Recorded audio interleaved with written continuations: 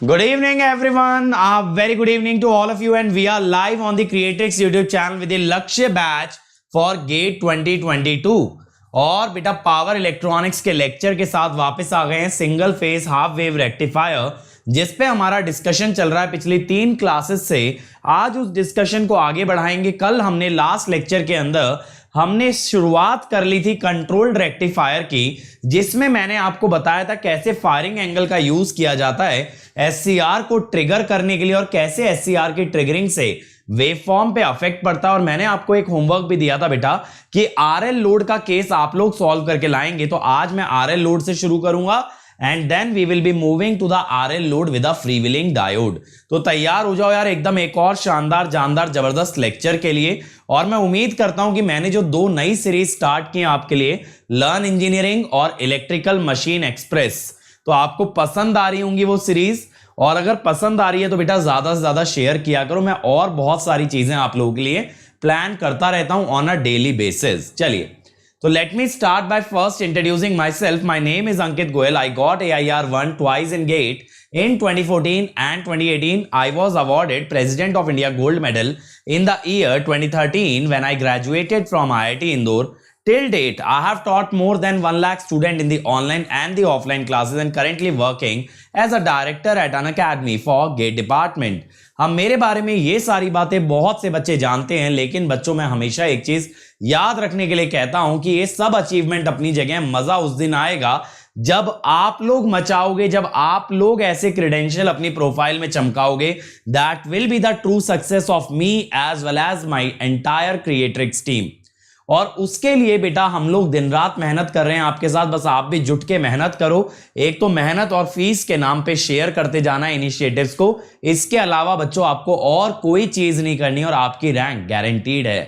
अब आप लोग को क्या करना है यार, ज्यादा से ज्यादा हमारे हर लेक्चर्स को शेयर करना है और अनअकैडमी ऐप भी इंस्टॉल कर लेना है ताकि वहां के इनिशिएटिव्स भी देख पाओ। उन्हें अनलॉक करने के लिए सिंपली कोड लगा देना अंकित ESE। अदर देन दिस बेटा देखो, मेरी सारी स्पेशल क्लास एक जगह आपको मिलेंगी। अभी मैं एनालॉग के प्रीवियस ईयर क्वेश्चन करा रहा हूं, बहुत ही जल्द वो निपट जाएंगे। फिर मैं आपके लिए पीएसयू के मॉक टेस्ट कराने वाला हूं मैं आप लोगों के लिए, पीएसयू एग्जाम्स के लिए। ये सारी इंफॉर्मेशन आपको मिलेगी अपकमिंग क्लासेस में। बहुत ही बढ़िया नीरज, वेलकम वेलकम बेटा। और बच्चों आप चाहो तो अनअकैडमी प्लस पे भी आ सकते हो, जहां मिलेंगे इंडिया के सभी टॉप एजुकेटर्स एक साथ एक सिंगल प्लेटफॉर्म पे लाइव पढ़ाते हुए, आपको कॉम्प्रिहेंसिव के साथ साथ क्रैश कोर्स प्रोवाइड करते हुए, आपको डेली असाइनमेंट देंगे, वीकली टेस्ट देंगे, टेस्ट सीरीज मिलेगा, क्वेश्चन बैंक मिलेगा। और साथ ही साथ बेटा मैं डेली शाम को 5 बजे लाइव आता हूं प्लस पे फॉर सॉल्विंग द डाउट्स। इस तरह का पर्सनलाइजेशन और पर्सनल अटेंशन चाहिए तो प्लस पे आना पड़ेगा। और अगर इससे भी आगे जाना है तो आइकॉनिक पे जाओ बेटा, वहां पे आपको ये सबके साथ मिलता है पर्सनल कोच जो खुद गेट और ESE टॉपर होता है। इसका काम क्या है, ये आपको डेली बेसिस पे टारगेट देगा, वीकली टारगेट्स देगा। ये मेक श्योर करेगा कि आपकी जो सेल्फ स्टडी वाला पार्ट है वो भी बहुत अच्छे से चले, क्योंकि ऑनलाइन एजुकेशन में बहुत सारे बच्चे ये कहते हैं कि भाई मोटिवेशन नहीं आ पाता है सर, कंटिन्यूटी नहीं बनती है। वो बनवाएगा आपका पर्सनल कोच। टीचर्स आपको गाइड करेंगे स्टडी बूस्टर सेशन में, टेस्ट एनालिसिस में आपको मालूम चलेगी आपकी स्ट्रेंथ वीकनेस, स्टडी मटेरियल मिलेगा और एक डेडिकेटेड टीम होगी आपके साथ जो सारे डाउट आंसर करेगी। बस कोड लगा देना मेरे भाई अंकित ESE। इस कोड से आपको मिलेगा 10% का डिस्काउंट और सीधे सीधे मेरे साथ कनेक्ट हो जाओगे, जिससे कि मैं आपको पर्सनली गाइड करते हुए लेके चलूंगा and we will make sure that we make it big in GATE 2022। Other than that बेटा ये नया बैच स्टार्ट हुआ है। जिस किसी को बेसिक से तैयारी स्टार्ट करनी है, नेटवर्क पढ़ा रहे हैं Siddharth sir is EC rank 1, तो समझ सकते हो किस लेवल का नॉलेज मिलने वाला है, इसीलिए जल्दी से ज्वाइन करें। और मेरा मशीन का कोर्स भी आने वाला है। अब तो बेटा जस्ट 13 डेज रह गए हैं, 14 जुलाई से स्टार्ट हो रहा है। इसके अंदर 160 आवर्स का कंटेंट है, आपको डेली असाइनमेंट मिलेगा, 10 इसके अंदर टेस्ट होंगे। असाइनमेंट के थ्रू कम से कम 1000 क्वेश्चन आपको कराए जाएंगे और आपके डाउट्स भी सारे के सारे आंसर किए जाएंगे। अदर देन दिस बेटा 4 जुलाई को होने वाला है कॉम्बैट, तो कॉम्बैट के लिए सभी बच्चे एनरोल कर लेना।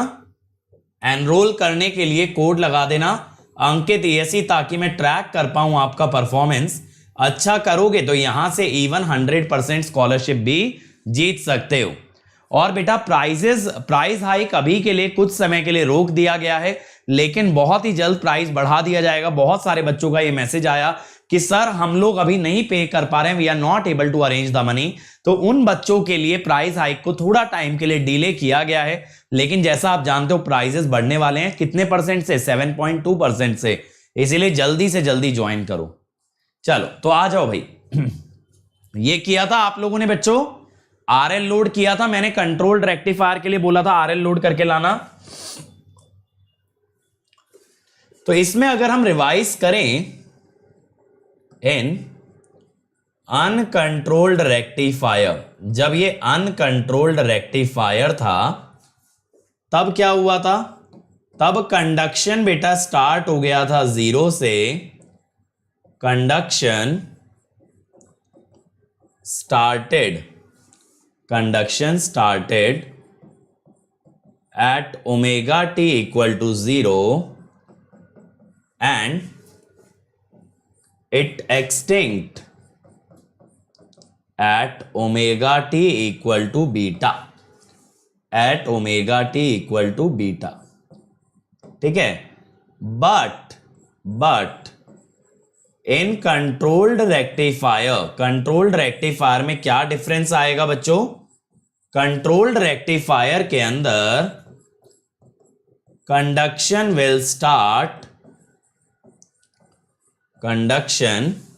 Will start at omega T equal to alpha, okay, and will end at omega t equal to beta, where beta depends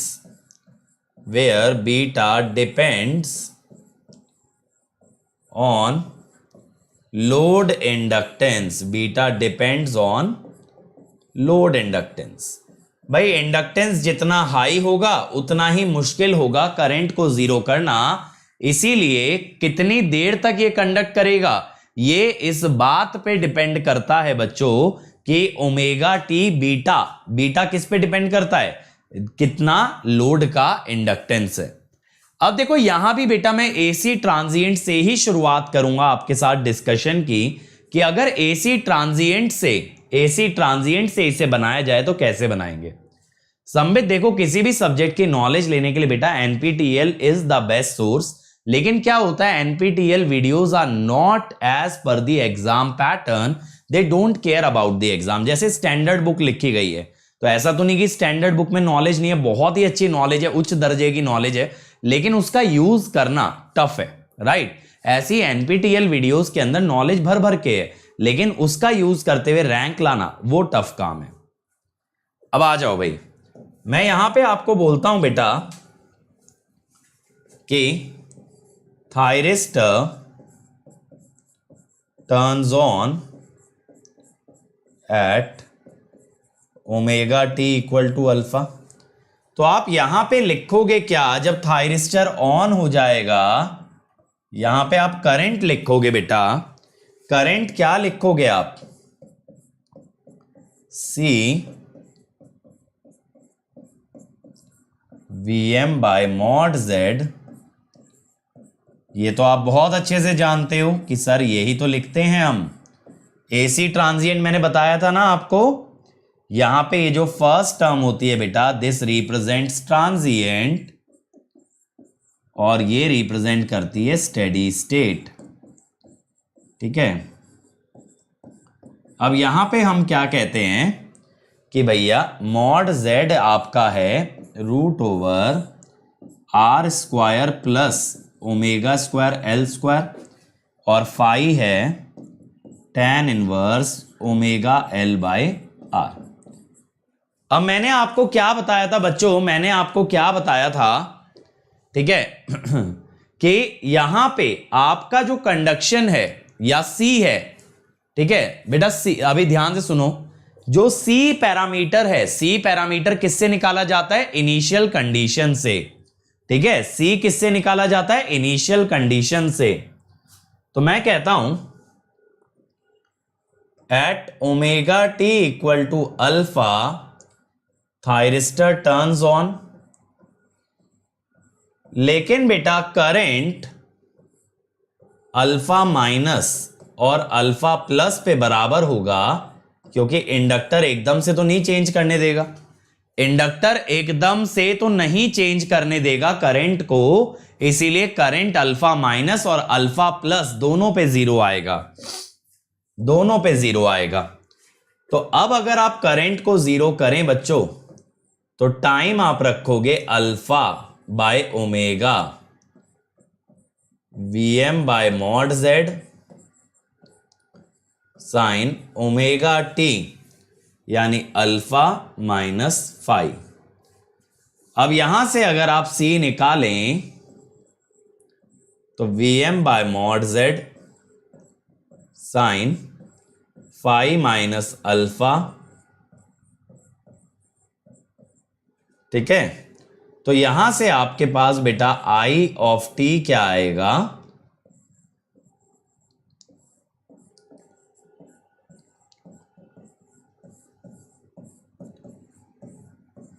e to the power minus, ये पहले alpha by omega tau, e to the power minus T by tau. ये मैंने c डाल दिया ना बढ़िया तरीके से, यहां पे समझ में आया? यहां तक ये मैंने c डाल दिया। तो बेटा यहां से आपके पास करंट की इक्वेशन आ गई साइन फाइव माइनस अल्फा। ये दोनों एक्सपोनेंशियल को अगर कंबाइन करोगे ना, तो यहां पे ऐसा बनेगा omega T minus alpha by omega tau. तो ये जो ओमेगा टी माइनस अल्फा बन रहा है, अगर इसे सिग्नल की टर्म्स में सोचें, ये क्या बता रहा है? सिग्नल की टर्म्स में अगर इसे सोचोगे ना, तो ये अल्फा का राइट शिफ्ट बता रहा है। ओमेगा टी माइनस अल्फा बन रहा है ना, एक्सपोनेंशियल में बन रहा है भाई।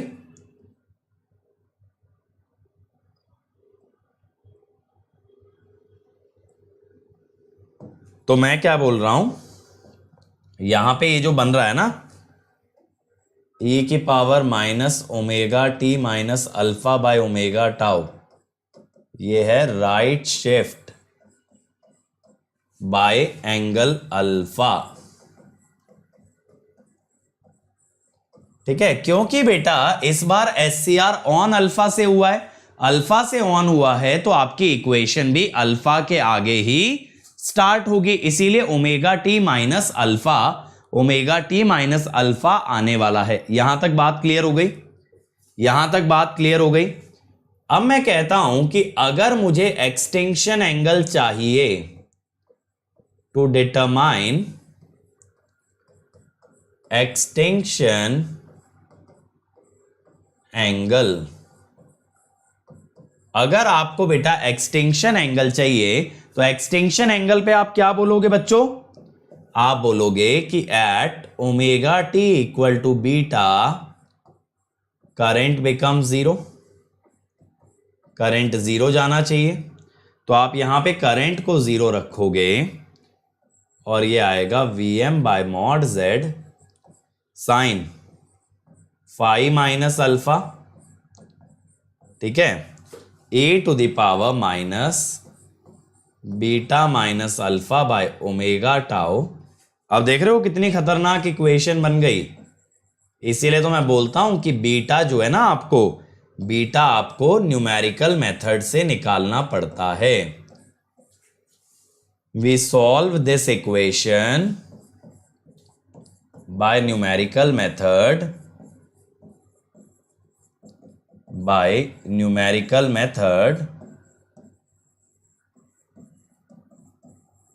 To compute beta. सही है? बीटा निकालने के लिए यहां पे न्यूमेरिकल मेथड का यूज करके, जैसे न्यूटन राफसन, कुछ इस टाइप का मेथड यूज करके करना पड़ेगा। यहां तक क्लियर है? जल्दी बताओ, यहां तक क्लियर है? इसका ग्राफ तो बनाने की जरूरत नहीं है ना, इसका ग्राफ तो बनाने की जरूरत नहीं है। जल्दी बताओ। इसका ग्राफ तो बनाने की जरूरत नहीं है, मैंने लास्ट टाइम आपको ग्राफ बना के दिखाया भी था कि जो आपका करंट जीरो जाता है वो पाई के आगे जाता है बीटा एंगल पे। ठीक है, मैं लिख देता हूं वो point. Similar to uncontrolled case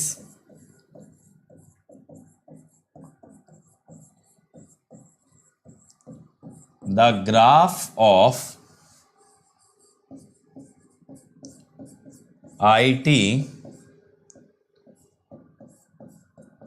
becomes zero at beta greater than pi, at beta greater than pi, है ना। तो ये तो दोबारा दिखाने की जरूरत नहीं है, जो मैंने आपको एक्सपोनेंशियली डीकेइंग दिखाया था उसके ऊपर साइनोसॉइड मैंने सुपर इंपोज किया था। फिर मैंने आपको बताया था कि करंट देखो जीरो को कहां इंटरसेक्ट करता है। बस बच्चों यहां पे ना एक डिफरेंस होगा, ठीक है, यहां पे बस एक डिफरेंस होगा आपके केस में कि ये अल्फा से ग्राफ स्टार्ट होगा। जो ग्राफ हमने अनकंट्रोल्ड में जीरो से स्टार्ट किया था ना, वो इस बार अल्फा से स्टार्ट होगा, बस इतना डिफरेंस है। ठीक है, मैं लिख भी देता हूं, graph of IT will start from alpha. अब देखो ये तो हमें क्लियर हो गया। अब आ जाते हैं इसकी वेवफॉर्म पे, राइट। इसकी वेवफॉर्म पे आ जाते हैं। ये मैंने आपको बता दिया बीटा निकाला कैसे जाता है। बेटा इसमें याद रखने वाली क्या बात है, पूरा मैथमेटिकल डेरिवेशन है, मुझे थोड़ी ना रटा इसके बाद क्या होगा, इसके बाद क्या होगा, ये तो मैथमेटिकली डिराइव हो रहा है। एसी ट्रांजिएंट पक्का कर लो, ये सब डेरिवेशन तो इजी है। तुम लोग पता है इसीलिए परेशान रहते हो, तुम्हें लगता है कि चीजें ना याद रखनी पड़ती हैं। As long as things are logical तो याद क्यों रखनी पड़ेंगी चीजें, बताओ। लॉजिक दिखना चाहिए ना उसके अंदर। अब जैसे एक चीज समझो, एक अच्छा एग्जाम्पल देता हूं आपको। जब विराट कोहली बैटिंग करता है या सचिन बैटिंग करता होगा तो बॉलर के बॉल फेंकने के बाद ऑनेस्टली इतना टाइम सोचने के लिए मिलता है कि बॉल को मारना किधर है ना। वो लॉजिकल है उसके लिए, बॉल बाहर आ रही है बाहर मारेंगे, पीछे आ रही है पीछे मारेंगे, जिधर भी बॉल आ रही है अकॉर्डिंगली उनका रिएक्शन होगा, दैट इज लॉजिकल। ठीक है, तो एक बार चीजें बेटा लॉजिक पे सेट हो जाती है ना, फिर कोई दिक्कत नहीं है। देखो पहले मैं VS बनाऊंगा, आप लोग जानते हो, then I will create IG, then I will create V0, then I will create I0, ठीक है, and then I am going to create VT। ठीक है, चलो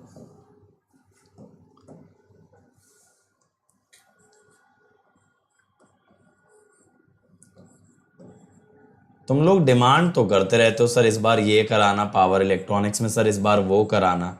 अटेंडेंस देख लो दिन प्रतिदिन गिरती जा रही है, इसीलिए मैंने मॉड्यूल 3 कमिट ही नहीं किया। मुझे पता है ना तुम लोगों की आदत, तुम्हें क्या है बस नया कोर्स चाहिए, नया आएगा तो हम लोग खुश हैं, फिर जब वो पढ़ाया जाएगा ना तो पढ़ना नहीं है। और यही डिफरेंस है पता है यूट्यूब और प्लस में बच्चों में सीरियसनेस ज़्यादा होती है यार।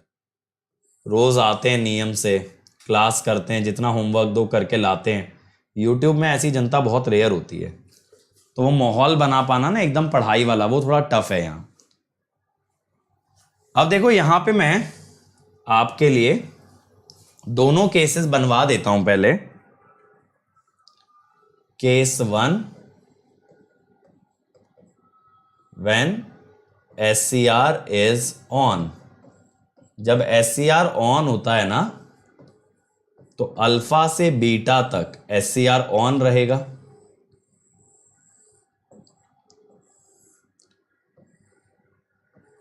तो SCR को शॉर्ट किया जाए,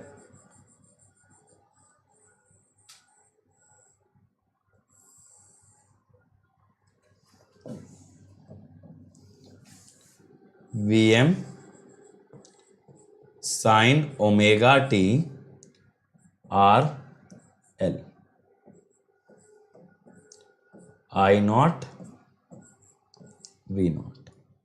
तो V0 is VS, which is Vm sine of omega T. ये हो गया। अब बेटा दूसरा केस 2, जब आपका SCR ऑफ है। ये कहां से कहां तक ऑफ होगा? बीटा से लेके 2 पाई प्लस अल्फा तक, क्योंकि पहली बार अगर अल्फा पे ऑन हुआ है तो अगली बार 2 पाई प्लस अल्फा पे ऑन होगा बेटा, एक साइकिल के बाद ऑन होगा ना दोबारे। तो यहां से ये हमारा सर्किट बन गया। ये मैं इसलिए बनवा देता हूं हर बार कि ना फिर जब आप रेफर करो वेवफॉर्म तो आपको पता होना चाहिए वेवफॉर्म में ऐसी वैल्यू क्यों बनाई, ऐसा ही क्यों दिखाया। वरना बच्चे पता है वेवफॉर्म को बदनाम करते हैं कि यार वेवफॉर्म बड़ी टफ चीज है। वेवफॉर्म कैसे टफ है भाई? अगर इतना कोई कर सकता है तो वेवफॉर्म भी बता ही सकता है।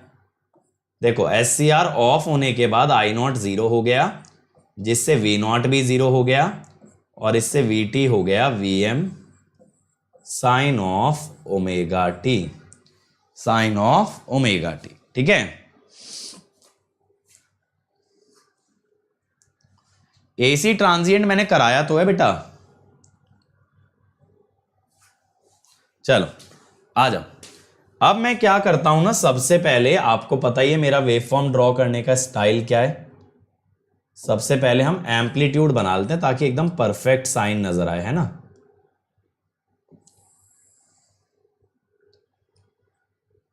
मजा आता है ना एकदम परफेक्ट वेवफॉर्म देख के।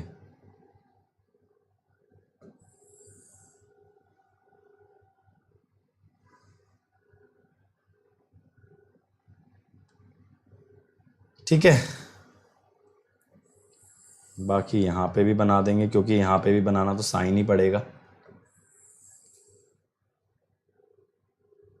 चलो अब देखो, सबसे पहले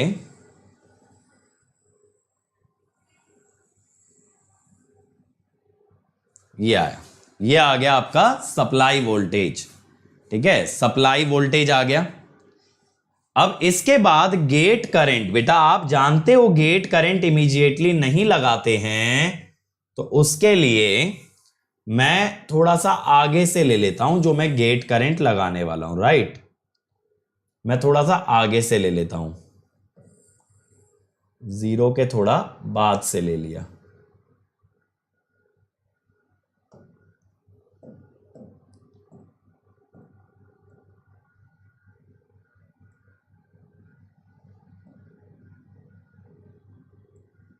ठीक है ना।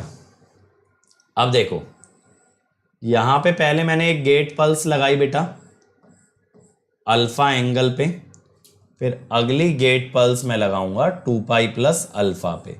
और आप लोग बहुत अच्छे से जानते हो कि ये जो गेट पल्स लगाई जाएगी ये बहुत छोटी ड्यूरेशन की होगी। The duration will be just more than the minimum pulse width, ये आप जानते हो। अब सर जी V0 का ग्राफ कैसे बनाएंगे? पहले ना V0 के लिए ना साइन का ग्राफ या सप्लाई का ग्राफ पहले से ड्रॉ करके रख लो। ये बना लिया आपने। अब इसे ट्रेस कहां से कहां तक करना है बच्चों? ट्रेस अल्फा से स्टार्ट होगा लेकिन पाई पे खत्म नहीं होगा, पाई के आगे तक जाएगा। कहां तक जाएगा?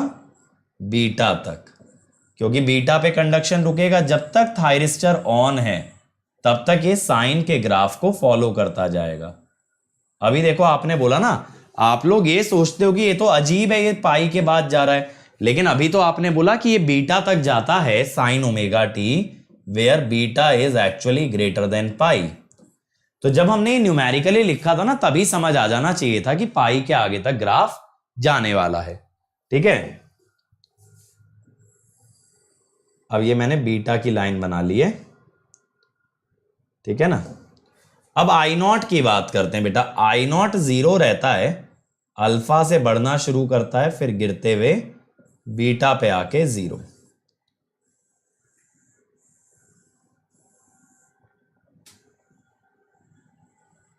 ठीक है, इस टाइप से ये I0 बन गया। अब थायरिस्टर वोल्टेज देखो, थायरिस्टर वोल्टेज बनाने के लिए भी ना पहले आप साइन का ग्राफ बढ़िया से ड्रॉ करके रख लो। अब देखो जब जब थायरिस्टर ऑन है बच्चों, जब आपका थायरिस्टर ऑन है तब तो आपका वोल्टेज 0 रहने वाला है। थायरिस्टर जब ऑन है तब वोल्टेज 0 रहने वाला है, और जब बंद है तो ये साइन वाला ही ग्राफ फॉलो करता है, इस टाइप से। ये आ गया जी, समझ में आया? तब ये साइन वाला भी ग्राफ फॉलो करता है। अभी हमने डिराइव किया था ना, देखो यहां पे Vt equal to Vm sine omega T, तो ये मैंने साइन वाला ही ग्राफ ट्रेस कर दिया। बढ़िया तरीके से क्लियर हुआ भाई ये ग्राफ। अब मैंने आपको बताया भी था बच्चों कि ये जो पॉइंट होता है ये कौन सा है? फॉरवर्ड ब्लॉकिंग, और ये जो नेगेटिव वाला है this is reverse blocking, beta से लेके 2 पाई तक।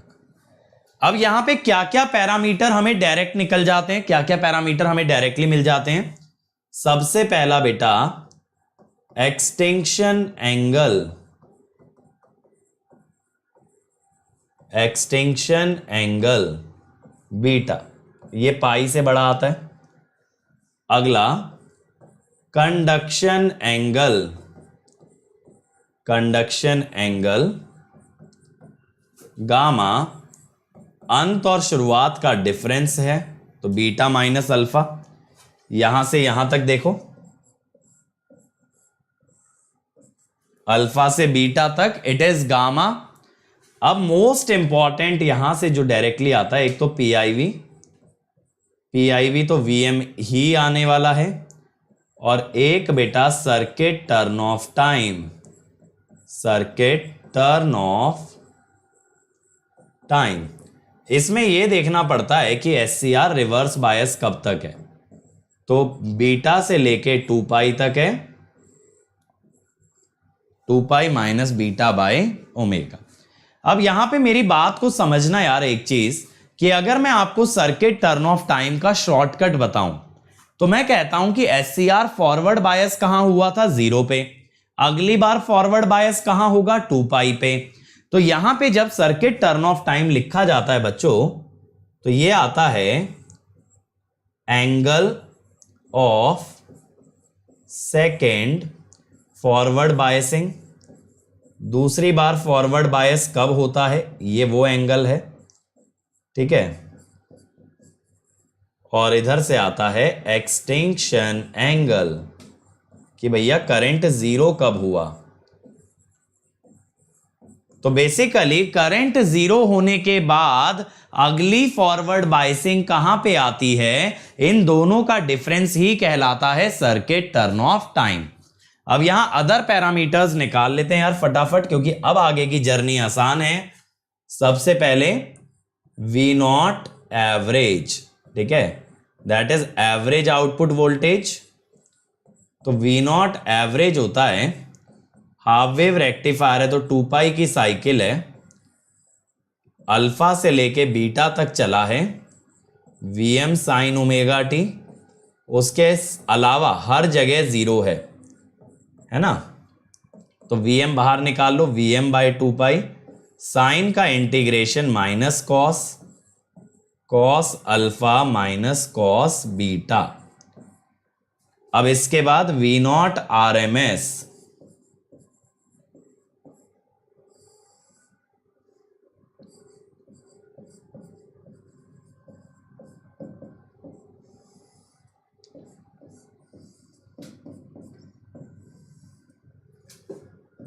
अल्फा से बीटा,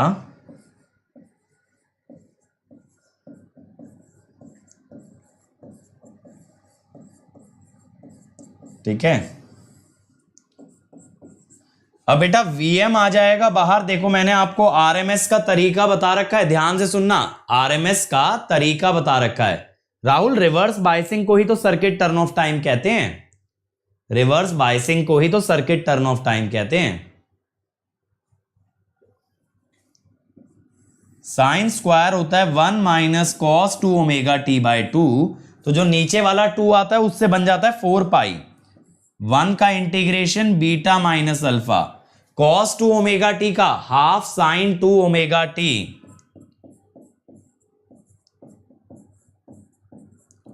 ठीक है, लेकिन माइनस में था ना, इसीलिए lower limit minus upper limit करना।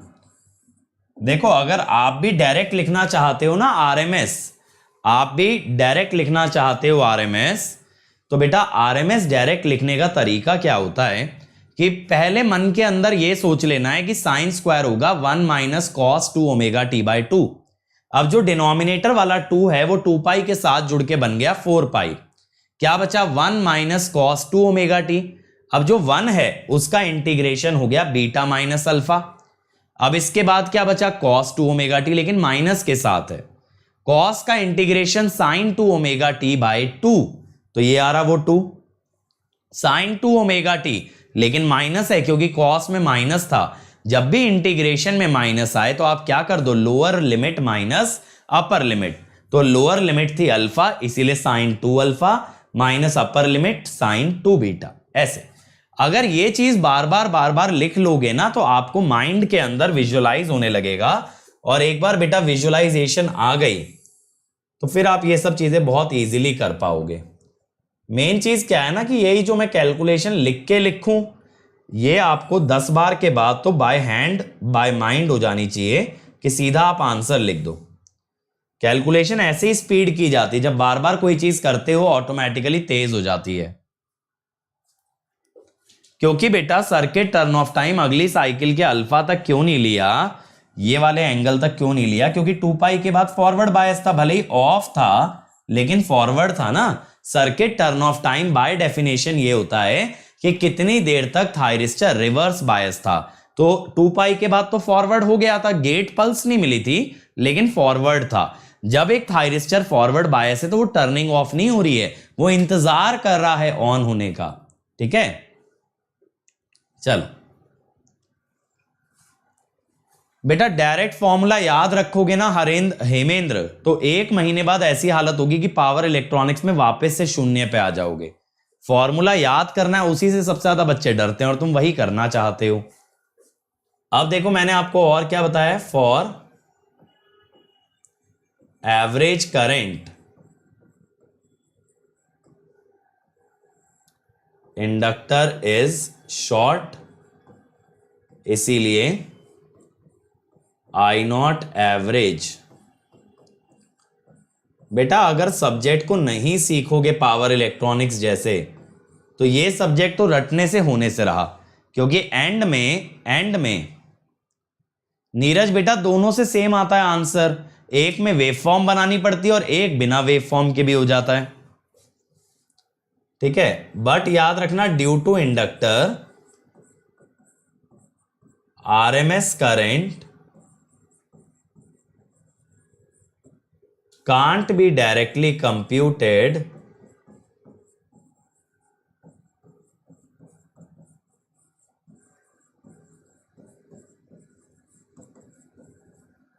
क्योंकि L will behave as n omega naught L, इसीलिए I naught RMS is not equal to V naught RMS by R, ठीक है। बाकी आप ये सब तो निकाल ही सकते हो बेटा, form factor, RMS by average, ठीक है, वोल्टेज रिपल फैक्टर,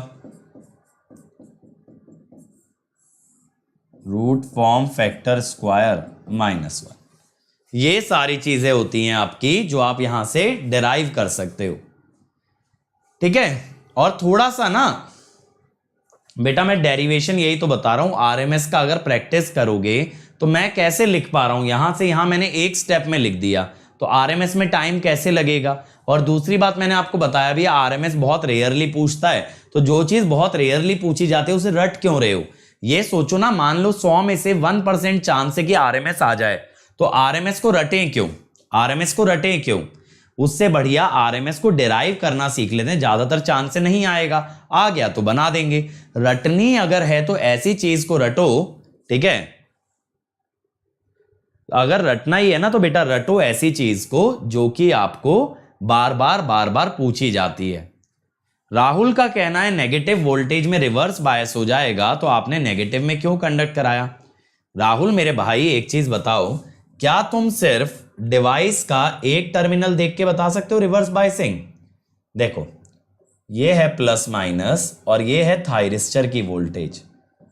तुमने बस इतना देखा कि ये माइनस है, तुमने देखा कि ये माइनस है और तुमने बोल दिया ये रिवर्स बायस हो गया। कैसे? कंडीशन तो ये होनी चाहिए ना कि VT की वैल्यू नेगेटिव आए। VT के लिए ये टर्मिनल के साथ साथ वो टर्मिनल भी देखना है। आप सिर्फ एक टर्मिनल से कैसे कह दोगे रिवर्स बायस हो गया? ठीक है, कैसे कह दोगे रिवर्स बायस हो गया सिर्फ एक टर्मिनल की पोलैरिटी चेक करके? क्योंकि ये वाला टर्मिनल SCR से थोड़ी जुड़ा, ये वाला टर्मिनल लोड से जुड़ा। इसीलिए बेटा डायरेक्टली कभी नहीं देखा जाता, मैंने बताया था करंट से देखना है। करंट से देखो, जब भी पावर इलेक्ट्रॉनिक्स की बात करते हो तो आपका इंडक्टिव लोड होता है और इंडक्टर के अंदर current can not change instantly. तो अगर आपको ऑन ऑफ देखना है तो आप कैसे देखोगे? जब तक करंट ऐसे जा रहा है तब तक ये ऑन है, जब करंट उल्टा जाने की कोशिश करेगा तब ऑफ है। बस यही तो सोच बदलनी है, यही तो सोच बदलनी है आप लोगों को। क्या है ना कि आप लोग एनालॉग के अंदर चीजें डायरेक्ट करते करते क्या हो गया है कि आप लोग को ये लगने लगा है कि positive cycle diode on, negative cycle diode off, या SCR ऑन SCR ऑफ। चीजें इतनी सिंपल नहीं होती हैं, चीजें इतनी सिंपल नहीं है। पावर इलेक्ट्रॉनिक्स के अंदर इंडक्टर आ जाने से चीजों को करंट से जज करना है। एनालॉग के अंदर या तो रजिस्टर होता है या तो कैपेसिटर होता है, तो वहां वोल्टेज से भी का बात बन जाती है, वहां एज सच करंट निकालना कंपलसरी नहीं है। लेकिन पावर इलेक्ट्रॉनिक्स में ऑन ऑफ किसी भी डिवाइस का देखना है करंट से देखना हमेशा। क्यों? Due to inductor. समझ आ गया भाई राहुल? समझ आ गया भाई राहुल? बताओ मुझे, जल्दी से बोलो। क्लियर हो गया ना बढ़िया से? क्लैंपर में तो होता ही है ना, कैपेसिटर होता है, कैपेसिटर मैक्सिमम तक चार्ज होता है, उसके बाद डिवाइस बंद हो जाती है। बट यहां क्लैंपर का क्या लेना देना, कैपेसिटर थोड़ी है। अब आ गए भैया फ्री व्हीलिंग डायोड महाराज हमारे। ठीक है, कायदे से ना आप इसको, कायदे से आप इसको सेमी कन्वर्टर कह सकते हो, can be called as semi converter. Sir ऐसी गुस्ताखी क्यों, क्यों सेमी कन्वर्टर बोला? क्योंकि बेटा यहां पे थायरिस्टर जो है इट कैन बी कंट्रोल्ड।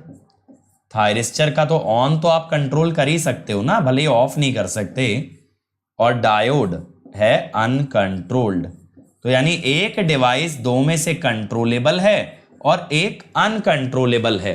एक डिवाइस कंट्रोलेबल और एक डिवाइस अनकंट्रोलेबल। तो बेटा इसीलिए इसको बोला सेमी कंट्रोल्ड या सेमी कन्वर्टर। अब इसके अंदर हमें क्या याद है? इसके अंदर हमको यह याद रखना था कि जब V0 की बात आती है तो फ्री व्हीलिंग डायोड का वोल्टेज जो होता है ना वो V0 से उल्टा होता है। हम ये जानते हैं VFD is equal to minus V0। तो अगर V0 पॉजिटिव है तो VFD नेगेटिव है, तो इससे फ्री व्हीलिंग डायोड हो जाता है रिवर्स बायस। ठीक है, अगर V0 नेगेटिव जाने की कोशिश करेगा तो फ्री व्हीलिंग डायोड की वोल्टेज पॉजिटिव आएगी, फ्री व्हीलिंग डायोड हो जाएगा फॉरवर्ड बायस और इट विल शॉर्ट आउटपुट। ये आउटपुट को शॉर्ट सर्किट कर देगा। ये चीज मैंने आपको बताई थी ना, ये चीज मैंने आपको बताई थी। ठीक है, हाँ बेटा मैंने डाउट वाला बंद कर दिया क्योंकि डाउट का बहुत कम लोग यूज कर रहे थे and it was a huge investment from my side. अगर बच्चे यूज करने में इंटरेस्टेड नहीं है तो there is no point in continuing, तो आज से उसे बंद कर दिया गया। ठीक है, चलो अब देखो मेरे भाई, अब यहां पे क्या होगा, यहां पे आपको ये चीज समझनी है। In RL load waveform of V0 extends from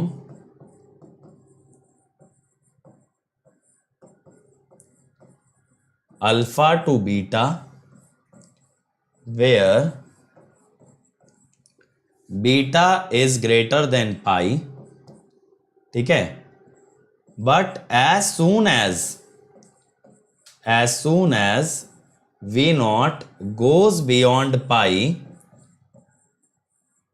जैसे ही V नॉट पाई के आगे जाता है तो V नॉट बिकम्स नेगेटिव, और जैसे ही V नॉट नेगेटिव होगा, क्योंकि फ्री व्हीलिंग डायोड उल्टा जुड़ा है, free wheeling diode gets forward biased, free wheeling diode gets forward biased,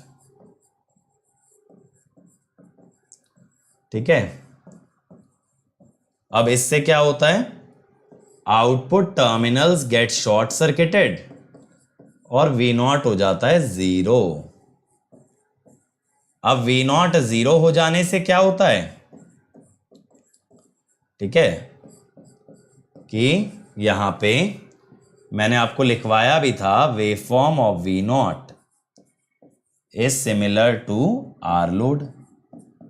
अब यहां मैं आपको एनर्जी का फ्लो नहीं दिखाने वाला हूं, भले ही मैं पॉइंट्स दोबारा से डिस्कस कर दूंगा कि भैया फ्री व्हीलिंग डायोड लगा देने से बीटा बढ़ जाता है, करंट की क्वांटिन्यूटी बढ़ जाती है, करंट की क्वांटिन्यूटी बढ़ जाती है। तो बेटा इस चीज को हम लोग देखेंगे, ये सारे पॉइंट लिखवाऊंगा, लेकिन दोबारा से ये नहीं बताऊंगा कि जब फ्री व्हीलिंग डायोड आ गया तो करंट लूप में फ्लो करेगा, इंडक्टर रेजिस्टेंस के थ्रू डिस्चार्ज करेगा, ठीक है, तब ये नहीं करेंगे, ठीक है ना। तो पहले वेवफॉर्म पे आ जाते हैं बेटा,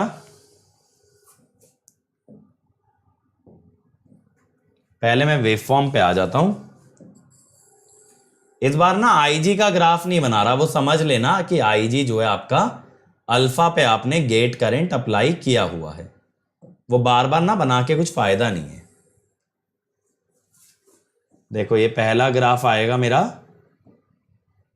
Vs का, फिर अगला मैं सीधे बनाऊंगा V नॉट का, बीच में आईजी नहीं दूंगा, ठीक है। फिर अगला V नॉट के बाद I नॉट, I नॉट के बाद VT, ठीक है।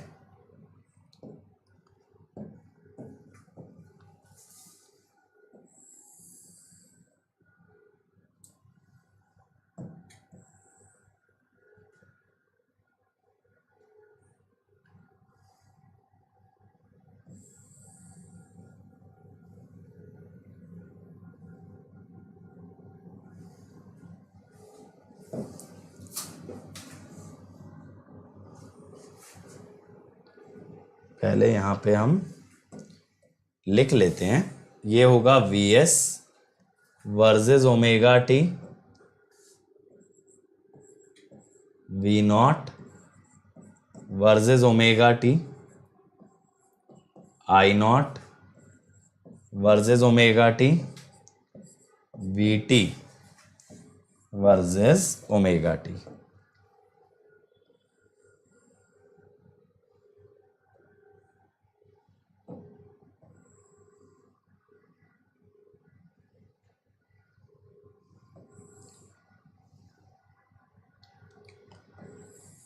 तो देखो ये मैंने लिमिट्स ड्रॉ कर ली हैं। चलो जी, अब सबसे पहले मैं Vs बना देता हूं यार,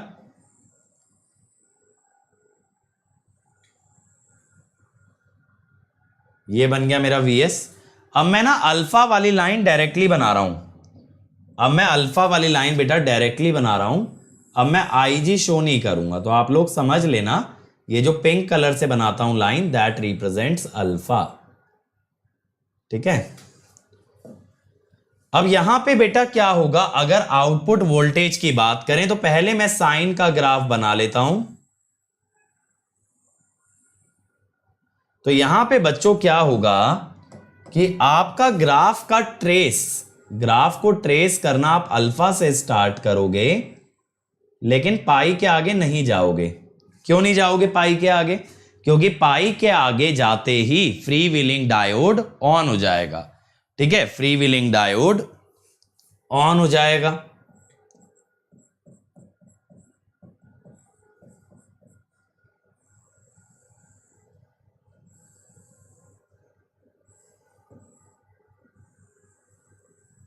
तो ये हो गया,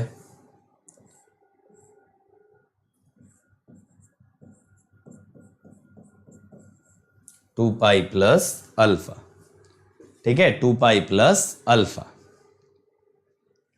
अब देखो, चलो थोड़ा सा जनरल बात कर लेते हैं। बहुत सारे बच्चे मुझे ऐसा एक्सक्यूज देते हैं कि सर हम लाइव नहीं आ पाते क्योंकि हमारी जॉब होती है इस टाइम पे, किसी का कॉलेज होता है। मैं बिल्कुल सही मानता हूं, एकदम जायज़ बात है, एकदम जायज़ बात है कि भैया बहुत सारे लोग बिजी होते होंगे, कुछ इसमें गलत नहीं है।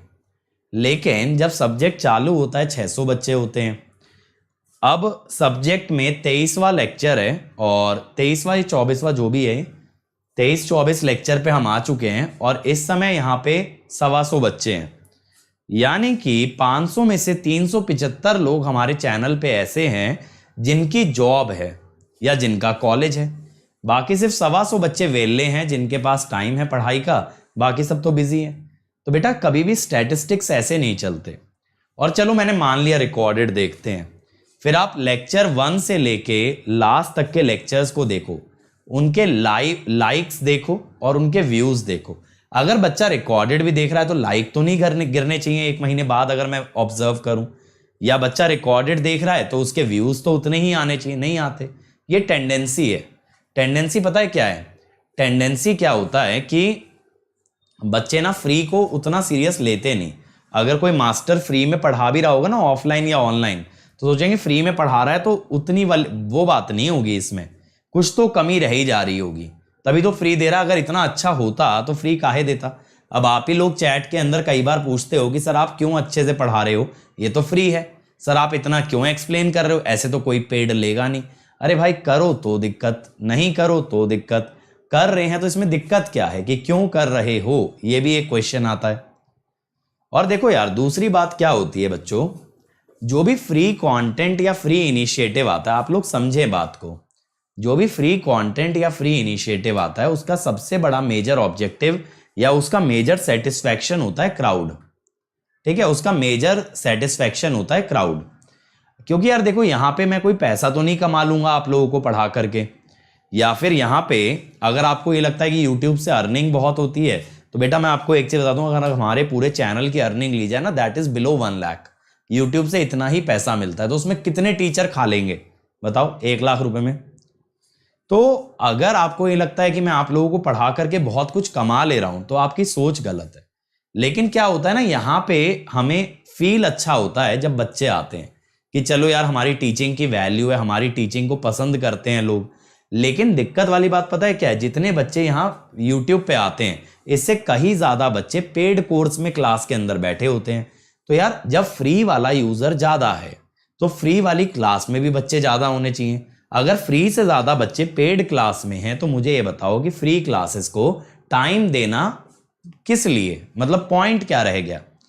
वहां पे बच्चा फीस भी दे रहा है, चलो वहां से मेरी सैलरी भी बन रही है, वहां पे बच्चा अटेंशन भी दे रहा है, वहां पे बच्चा होमवर्क भी कर रहा है, रोज क्लास में भी आ रहा है, जवाब भी दे रहा है, सब चीजें कर रहा है। और फिर यहां पे जब मैं फ्री पढ़ा रहा हूं सिर्फ एक एक्सपेक्टेशन से कि अटेंडेंस होगी, तो वो भी नहीं है। सोचने वाली बात है। तो यार फ्री एजुकेशन की सक्सेस और फेलियर सिर्फ बच्चों पे, अगर फ्री एजुकेशन को सपोर्ट करोगे तो ये चीजें सस्टेनेबल हैं, नहीं सपोर्ट करोगे धीरे धीरे क्या है, जितने भी बड़े बड़े टीचर्स हैं वो धीरे धीरे पेड की तरफ मूव कर जाएंगे, वो लोग फ्री पढ़ाना छोड़ देंगे। तो फिर इसमें एंड में आप ही लोगों का लॉस है, किसका नुकसान है बताओ। चलो आ जाओ, अब बेटा करंट की बात करें। देखो करंट जो है ना बढ़ना शुरू होगा, पाई के पहले ही गिरेगा, लेकिन पाई से बीटा तक ना कंडक्ट करेगा। ऐसा मत सोचना कि करंट 0 हो जाएगा। यहां पे आपके लिए कौन कंडक्ट कर रहा होगा, यहां पे बेटा कंडक्ट कर रहा होगा फ्री व्हीलिंग डायोड।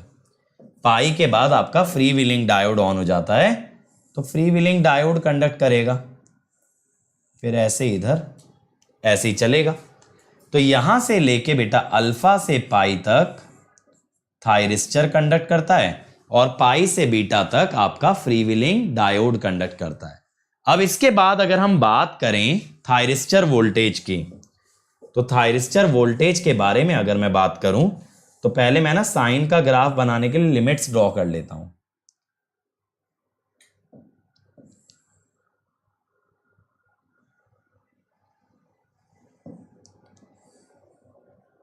अब पता है आप लोगों को कि मैंने जो डाउट वाला इनिशिएटिव स्टार्ट किया कि चलो बच्चों के लिए डाउट के लिए निकाल देते हैं, उसके लिए मैंने 4-5 लोग भी हायर कर लिए जो कि आपके डाउट बताते रहें, इस सोच में कि चलो फ्री में बच्चों के डाउट भी आंसर होने चाहिए। अब उस पे मैंने कॉस्ट एस्टिमेट निकाला कि कितने बच्चे उस प्लेटफॉर्म को यूज करते हैं, तो मेरा पर मंथ पर स्टूडेंट 500 का खर्चा आ रहा था। हर महीने ऑलमोस्ट मेरे 40-50 हजार रुपए अपनी जेब से जा रहे थे सिर्फ आपके डाउट सॉल्व कराने के लिए, और उसके अंदर ज्यादा बच्चे नहीं थे तो पर स्टूडेंट कॉस्टिंग बहुत ज्यादा हो रही थी मेरे लिए। तो अब अगर कोई भी फ्री इनिशिएटिव निकालते हैं बेटा, तो आप ये चीज समझो, it's not for one student, it's for all the students. तो अगर उसके अंदर स्टूडेंट कम होंगे तो फ्री इनिशिएटिव वहीं पे फेल हो जाता है। तो अगर आप ये बोलो कि नहीं सर हम 4 बच्चे सीरियस हैं तो आप हमको पढ़ा दो, बेटा free education doesn't work like that. Free education हमेशा वॉल्यूम पे काम करती है। अगर कोई भी फ्री लेक्चर होता है तो वो वॉल्यूम पे काम करता है। ये जो पर्सनलाइजेशन है, 4 बच्चों के लिए कुछ कर देना, 8 बच्चों के लिए कुछ कर देना, ये पेड में चल सकता है बट नॉट फॉर फ्री, है ना। चल आ जाओ।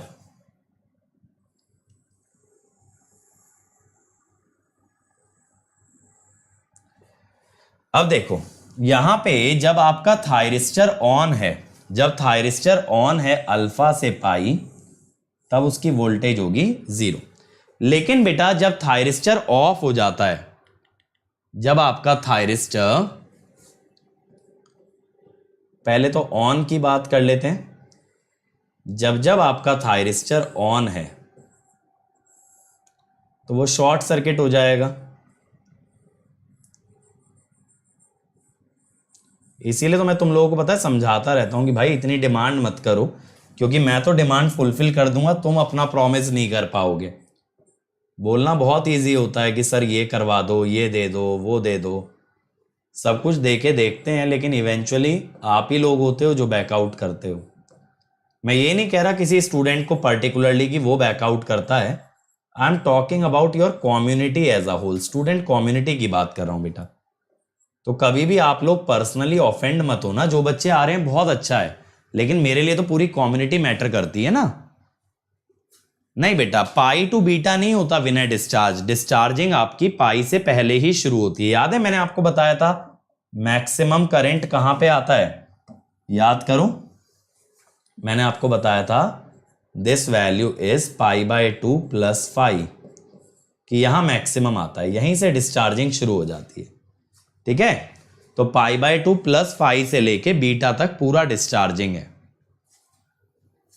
अब देखो यहां पे क्या है, जब थायरिस्टर ऑफ हो जाएगा तो 2 केसेस बन सकते हैं, या तो फ्री व्हीलिंग डायोड ऑन हो, है ना, जो कि होगा पाई से लेके बीटा तक,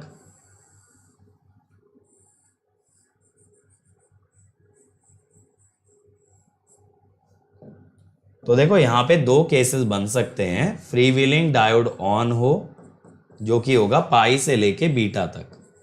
और बच्चों डरने वाली कोई बात नहीं है, मेरा जो कमिटमेंट रहेगा वो हमेशा पूरा किया जाएगा। अगर मैंने मॉड्यूल 2 कमिट किया है तो कमिट कर दिया है, तो ये मत सोचो कि बच्चे कम आ रहे हैं तो मैं मॉड्यूल 2 रोक दूंगा। इसीलिए मैंने पावर इलेक्ट्रॉनिक्स को डिवाइड किया था कि मॉड्यूल बाय मॉड्यूल चलेंगे, मेरे को अपना कमिटमेंट कभी ब्रेक नहीं करना पड़ेगा। V0 0 है तो ये VT आ गया, VM sin ओमेगा t। ये कहां से कहां तक चल रहा है बच्चों, ये चल रहा है पाई से लेके बीटा तक, पाई से लेके बीटा तक। अब इसके बाद थायरिस्टर ऑफ ही है, लेकिन अगर फ्री व्हीलिंग डायोड भी ऑफ हो जाए, क्योंकि बीटा के बाद तो ऑफ हो ही जाएगा, बीटा के बाद तो ऑफ होना ही है,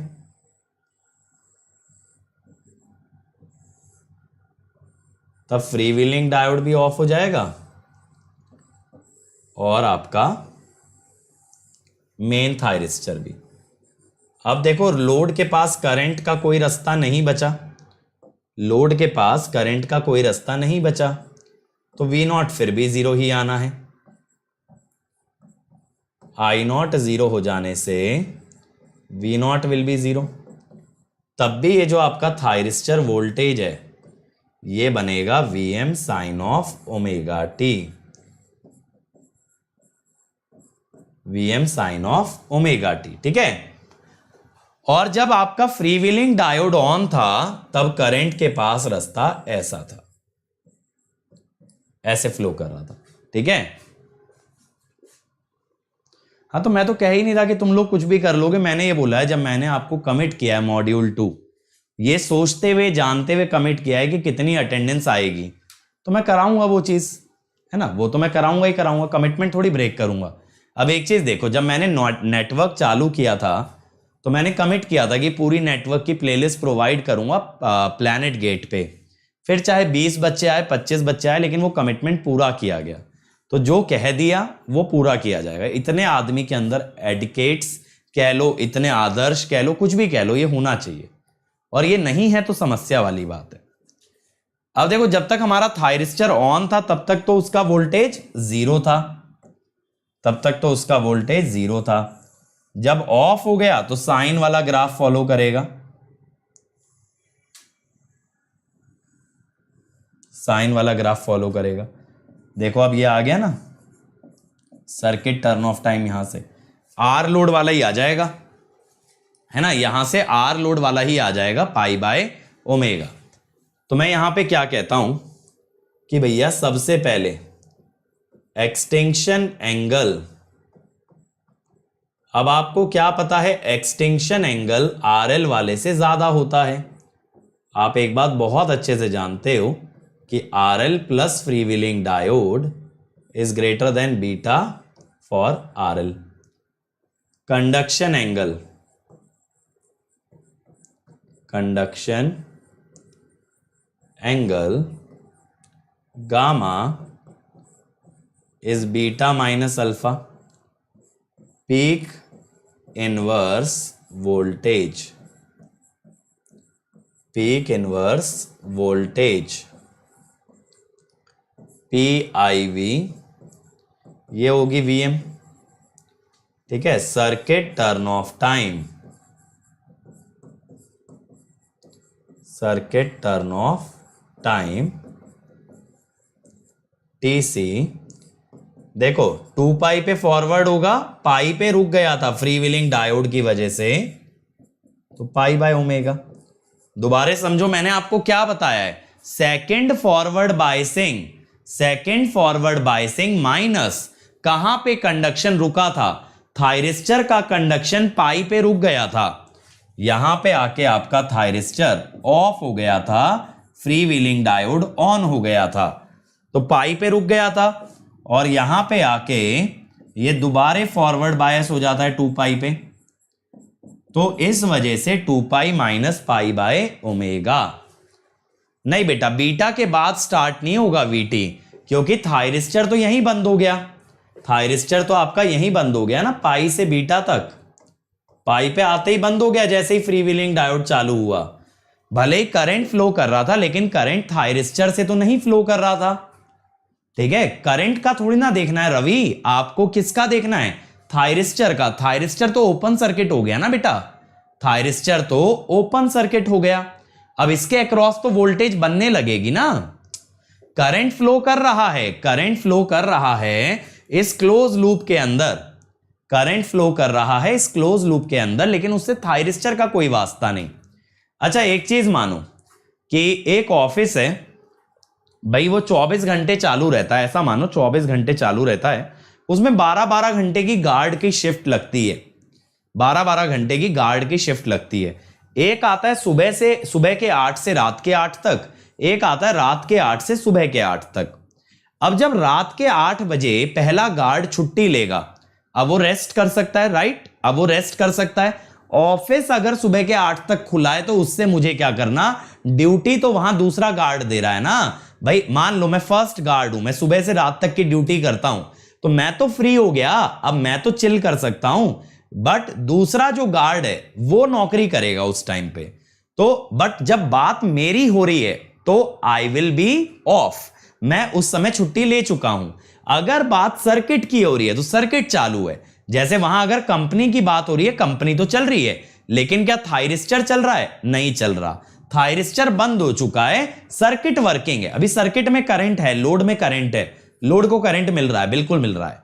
ठीक है, अब ऐसे ही सोचो, एक और एग्जांपल लेता हूं। मान लो मोटर है, मोटर को आपने चलाया, अब मोटर का ना स्विच ऑफ कर दिया। मोटर का स्विच ऑफ कर दिया तो सप्लाई से करंट तो आना बंद हो गया, यानी सोर्स ने तो देना बंद कर दिया। बट क्या मोटर रुकी? नहीं, मोटर थोड़ी देर चल के रुकेगी इनर्शिया के कारण। ऐसे ही यहां करंट थोड़ी देर और फ्लो होकर रुकेगा, भले ही सप्लाई वाला करंट रुक चुका है। समझ गए? आपने इसी को तो ऑफ कर दिया ना, ये आपके हाथ में था। करंट अपनी मर्जी से धीरे धीरे धीरे धीरे ऑफ हो जाएगा, बस इतना ही है। ठीक है, समझ गए? चलो, अब बेटा यहां पे भी अगर वी नॉट एवरेज निकालोगे, अगर आप चाहोगे वी नॉट एवरेज निकालना, तो it will be same as R load, यानी यहां पे क्या होगा? 1/2 अल्फा से pi Vm sine omega t d omega T. तो Vm/2 साइन का इंटीग्रेशन माइनस कॉस, तो 1 plus cos alpha. V not R M S again बेटा सेम एज आर लोड,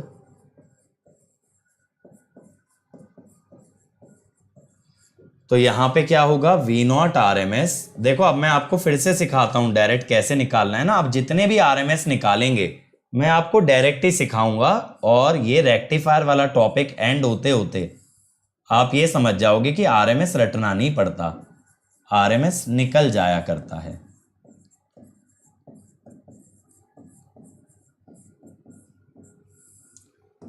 अब देखो Vm आ जाता है बाहर, साइन स्क्वायर को लिखते हो 1 minus cos 2 omega t by 2, 2 pi के साथ चला जाता है, 1 का integration pi minus alpha, cos 2 omega t का sine 2 omega t by 2, sine 2 omega t by 2। Sine 2 omega t में अपर लिमिट डालोगे, पहले देखो साइन 2 ओमेगा टी माइनस में आएगा, माइनस का मतलब पहले लोअर लिमिट डलेगी, लोअर लिमिट डली तो हाफ साइन 2 अल्फा, फिर अपर लिमिट डाली, साइन 2 पाई हो गया 0। ठीक है, ये हो गया। ठीक है, ये हो गया। तो ये आ गई आरएमएस। अब यहां पे बेटा आई नॉट एवरेज, एवरेज में इंडक्टर का कोई रोल नहीं होता, इसीलिए simply V not average by R. I not RMS में लेकिन ऐसा नहीं कह सकते, वहां इंडक्टर का रोल बिल्कुल होता है, तो I naught R M S is not equal to V not R M S by R. Form factor बिल्कुल निकाल सकते हो यहां पे, V not R M S by V not average, voltage ripple factor root over form factor square minus 1, root over form factor square minus 1। हाँ यहां पे 2 pi होगा, sorry, this will be 2 pi. ठीक है, वीडी का graph क्या होगा? अगर चलो तुम्हें फ्री व्हीलिंग डायोड का ग्राफ बनाना है वो भी मैं बना देता हूं।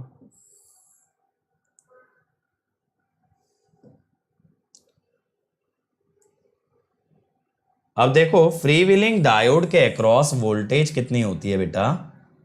That is minus V not. ठीक है, देखो यहां पे आपने ये चीज जज की थी ना, फ्री व्हीलिंग डायोड की वोल्टेज माइनस वी नॉट है, तो जो भी आपके पास वी नॉट का ग्राफ आया है इसका उल्टा बनाना है, इसका उल्टा बनाना है। तो पहले ना मैं साइन उल्टा ड्रॉ कर लेता हूं।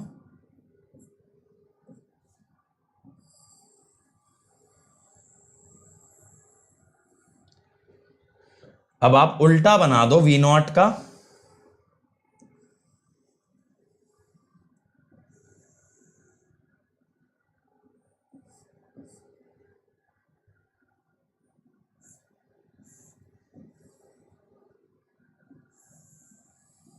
ऐसे।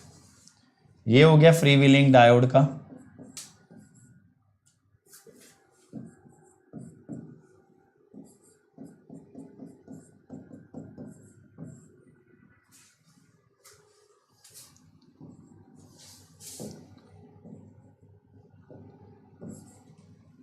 ठीक है, ये बन गया। हाँ, बीटा के बाद दोनों ऑफ हो जाएंगे बेटा।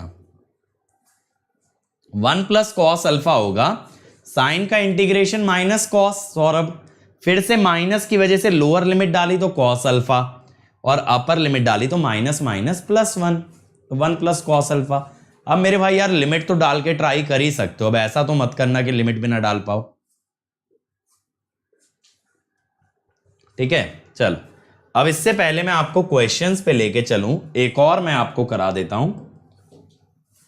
हमारे 3 लोड हो चुके हैं ना, चौथा करा रहा हूं, प्योरली इंडक्टिव लोड। ठीक है, ये मैंने आपको डायोड सर्किट्स में तो अलग से करा दिया था, डायोड के केस में। अब यहां मैं आपको एससीआर के केस में करा रहा हूं। ठीक है,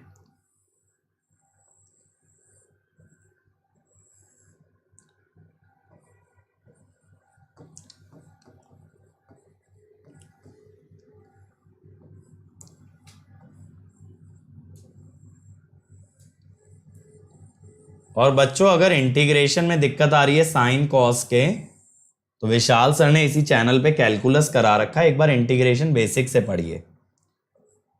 ठीक है, चलो अब देखो यार, डायोड के केस में हमारी डिवाइस ऑन हो जाती है at omega T equal to 0।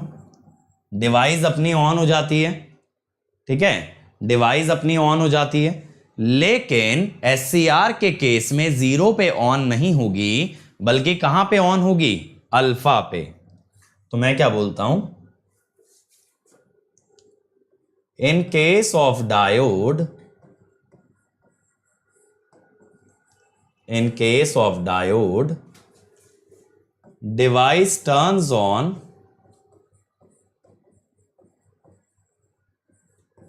at omega t equal to 0, but due to requirement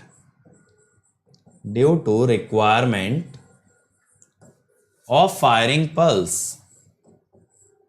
due to requirement of firing pulse in SCR, device turns on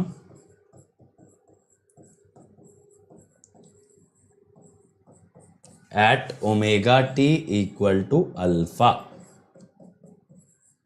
ठीक है, अल्फा पे ऑन करोगे भाई, अल्फा पे ऑन करोगे। अवधेश बेटा मैं जल्दी एक ना एएमए सेशन लगाऊंगा, ये सारी बातें उसके अंदर करेंगे। ठीक है, उसके अंदर ये सब बातें अच्छी लगेंगी। अभी लेक्चर पे फोकस कर लेते हैं। अब मैं बोलता हूं बेटा कि for omega T greater than alpha, जब आपका थायरिस्टर ऑन हो चुका है, तो यहां पे जो आपका V0 आने वाला है बच्चों, वो आएगा Vm साइन ओमेगा टी। जो V0 आने वाला है that will come out as V0 sine omega T. तो L di/dt is Vm sine omega T.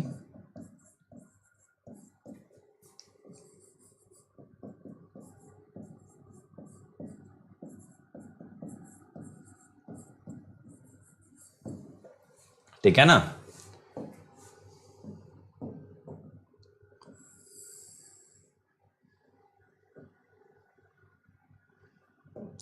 अब यहां पे क्या होगा, ओमेगा से मल्टीप्लाई डिवाइड कर लो ताकि ओमेगा टी के रेस्पेक्ट में इंटीग्रेशन हो पाए बेटा। अब इंटीग्रेशन कितना होगा, देखो आपको साइन का इंटीग्रेशन करना है ना। सर आप ऐसा क्यों कर रहे हो, ये तो कभी नहीं किया। ये बेटा मैं इसलिए कर रहा हूं कि मेरे पास ना करंट की इक्वेशन आ जाए। एक बार मेरे पास करंट की इक्वेशन आ गई तो मैं एक्सटिंक्शन एंगल निकाल पाऊंगा। अब मैं कहता हूं अल्फा एंगल पे जब कंडक्शन चालू हुआ उससे पहले तो थायरिस्टर बंद था, तो करंट जीरो था। तो मैं क्या बोल देता हूं कि I naught alpha minus is I naught alpha plus is equal to zero. Conduction चालू होने से पहले दोनों चीजें जीरो थी। अब किसी एंगल पे ओमेगा टी पे करंट आएगा आई नॉट, तो मैंने बोला I naught is V M by omega L, sine का इंटीग्रेशन माइनस कॉस, तो cos alpha minus cos omega T. ठीक है,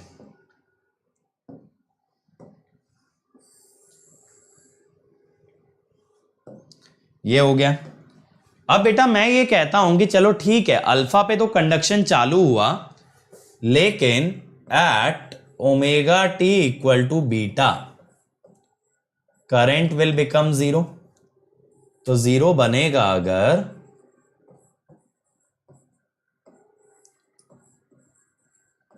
cos alpha minus cos beta. तो इसका मतलब cos alpha is equal to cos beta.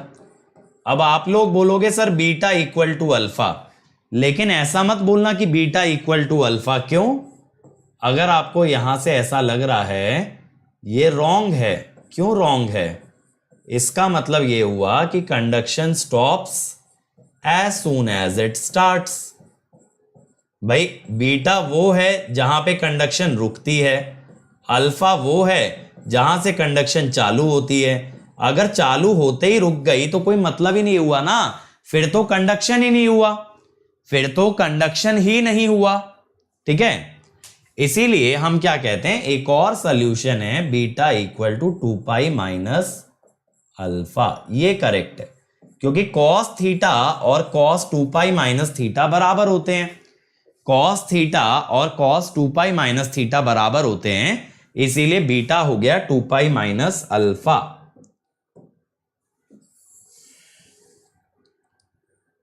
अब देखा जाए भाई, अगर वेवफॉर्म की बात करें, सबसे पहले मैं आपको दिखाता हूं यहां पे किसका वेवफॉर्म, वीएस का। वीएस के बाद V will draw V not. ठीक है, वी नॉट के बाद V will also draw I not. देखो यहां पे बहुत सारी चीजें हैं डिराइव करने के लिए, अभी आप देखते जाओ। मैंने आपको डायोड सर्किट में भी कराया था ना, प्योर इंडक्टर, जब एवरेज करंट आरएमएस करंट सब निकलवाया था।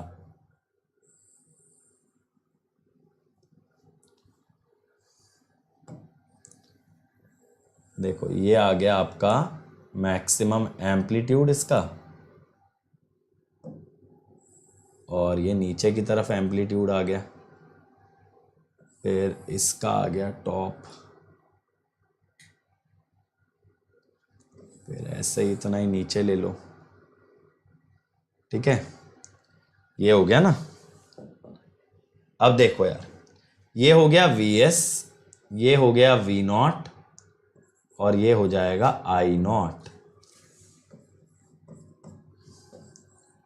अब देखो सप्लाई में तो आपने साइन ओमेगा टी लगा रखा है, इसमें कोई सोचने वाली बात ही नहीं।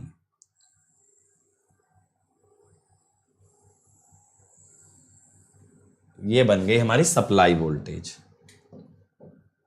ठीक है, अब लेकिन बच्चों हम लोग जो है ना थायरिस्टर को तो एकदम से ट्रिगर नहीं करते हैं, ऑब्वियसली थायरिस्टर थोड़ी देर बाद ही ट्रिगर होता है। तो ये मैंने अल्फा का डीले दिखा दिया, राइट? ये मैंने अल्फा का डीले दिखा दिया। अब क्या होगा, आपने ये देखा कि कंडक्शन शुरू होती है अल्फा से और खत्म होती है 2 पाई माइनस अल्फा, यानी कि जितना जीरो के आगे से कंडक्शन चालू होता है 2 पाई के उतना ही पीछे से कंडक्शन रुकता भी है। समझ रहे हो मेरी बात?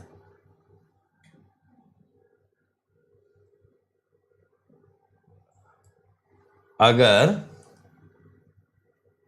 कहां पे दिखाएं, यहां दिखा देता हूं। अगर 0 के अल्फा आगे स्टार्ट हुआ तो 2 पाई से अल्फा पहले रुक जाएगा, तो यहां पे ये आ जाएगा 2 पाई माइनस अल्फा। ठीक है, 2 पाई माइनस अल्फा, ये बात क्लियर हो गई। अब यहां पे बेटा क्या होगा, यहां पे क्या होगा, पहले ना आप यहां पे साइन की वेव बना लो। यहां पे साइन की वेव बनाई। अब साइन की वेव आपको फॉलो करनी है अल्फा से लेके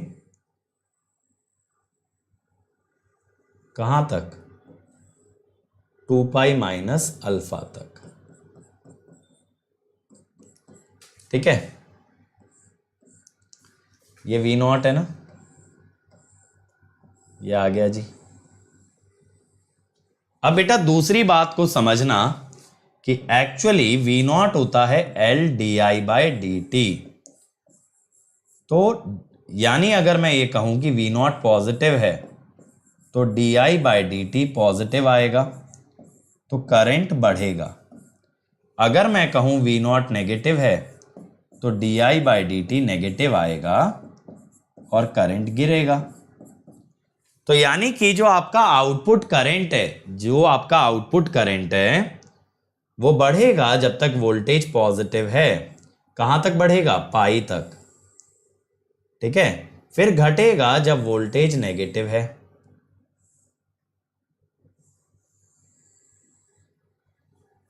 ठीक है,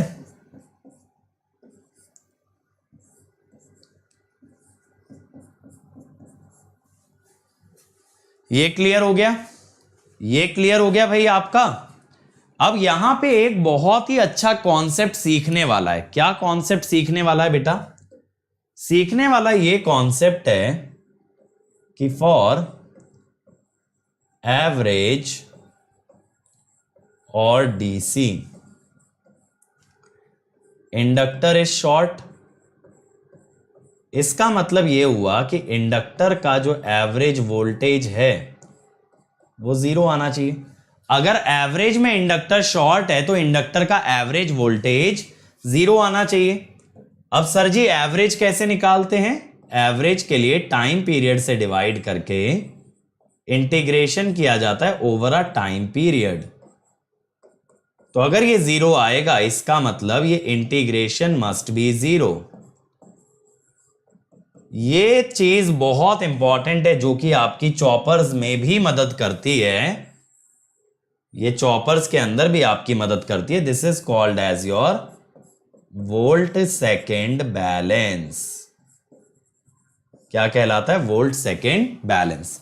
इससे हमें क्या समझ आता है कि एरिया जो है इंडक्टर वोल्टेज के under, area under inductor voltage,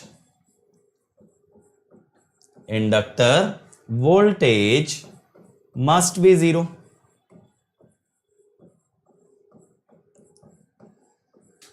ठीक है, area under inductor voltage must be 0। अब देखो यार, इंडक्टर वोल्टेज के अंडर का एरिया अगर देखें तो देखो ये जितना एरिया पॉजिटिव आएगा उतना ही एरिया नेगेटिव आएगा। समझे, पॉजिटिव और नेगेटिव एरिया एग्जैक्टली इक्वल होंगे, that is your volt second balance. दूसरी बात बच्चों यहां पे क्या काम की होती है कि इंडक्टर करंट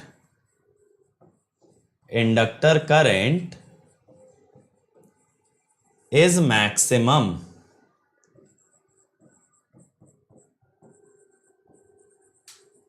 व्हेन di/dt 0। सोच के देखो, यही तो कंडीशन है मैक्सिमा की।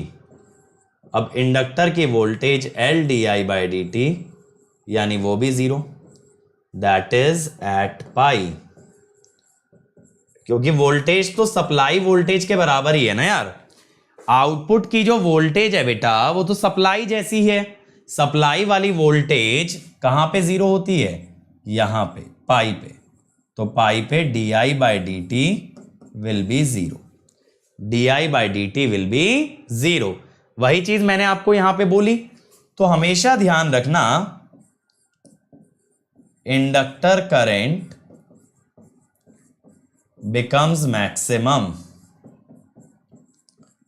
becomes maximum at point where VL goes from positive to negative. खत्म। ठीक है, बहुत सिंपल है इंडक्टिव लोड। इंडक्टिव लोड में मुझे जो आपको चीज सिखानी थी ना, वो ये सिखानी थी कि इंडक्टर की वोल्टेज का एरिया 0 आता है। ठीक है, क्यों बेटा 0 क्यों आएगा? शुभम बताओ 0 क्यों आएगा? यहां पे आपका एवरेज करंट इतना आएगा।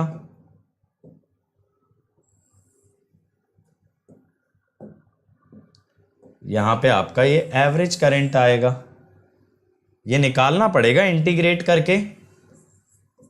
आई not average is non zero. भाई इंडक्टर डीसी में शॉर्ट होता है, ओपन थोड़ी होता है जो एवरेज करंट 0 आएगा। ठीक है, मैंने ये बोला था शुभम कि आरएल लोड में इंडक्टर शॉर्ट हो जाता है तो वो एवरेज को इंपैक्ट नहीं करता आरएल के अंदर, लेकिन ये थोड़ी बोला इंडक्टर का एवरेज करंट 0 आता है।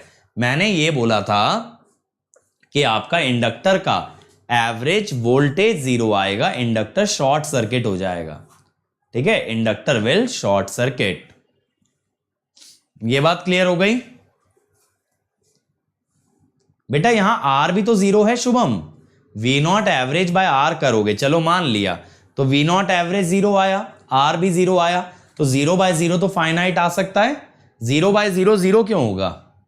चलो, तो ये क्लियर हो गया। आज मैंने आपको 3 लोड और करा दिए, कल हमारा हाफ वेव रेक्टिफायर निपट जाएगा। आरई और आरएलई लोड कराऊंगा कंट्रोल्ड के केस में। चलो क्वेश्चन पे आ जाओ।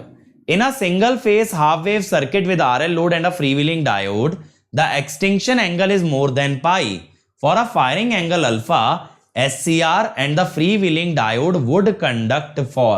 मैं आपको इसके लिए बेटा 30 सेकेंड्स दे रहा हूं, चलो जल्दी से मुझे आंसर बताओ। आपका SCR कब कंडक्ट करेगा और फ्रीव्हीलिंग? आशुतोष बेटा काफी फर्क है, वहां पे एक्सपोनेंशियली डिकेइंग ग्राफ आया था आरएल के अंदर, e की power minus T by tau भी आया था। यहां डिक्रीजिंग कहां है? यहां ग्राफ का एम्पलीट्यूड कांस्टेंट है, एक्सपोनेंशियल डीके वाला फैक्टर ही नहीं आ रहा ना। चलो बहुत ही बढ़िया बेटा, फर्स्ट का आंसर सी। थायरिस्टर ऑन होता है अल्फा से लेके पाई तक, जिससे कि थायरिस्टर का कंडक्शन एंगल होता है पाई माइनस अल्फा, और फ्री व्हीलिंग डायोड पाई से ऑन हो जाता है लेकिन चलता है बीटा तक।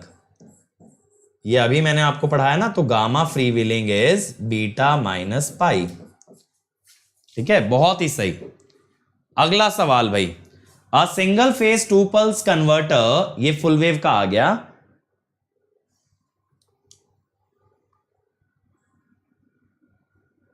बताओ भाई क्या होगा? 30 सेकेंड्स हैं आपके पास। ये बोल रहा है 2 पल्स हो या 1 पल्स हो, उसको जाने दो, यहां 2 पल्स 1 पल्स का कोई रोल नहीं है। ये बोल रहा है भाई आरएल लोड के अंदर अगर रेजिस्टेंस बढ़ाएं तो क्या होगा?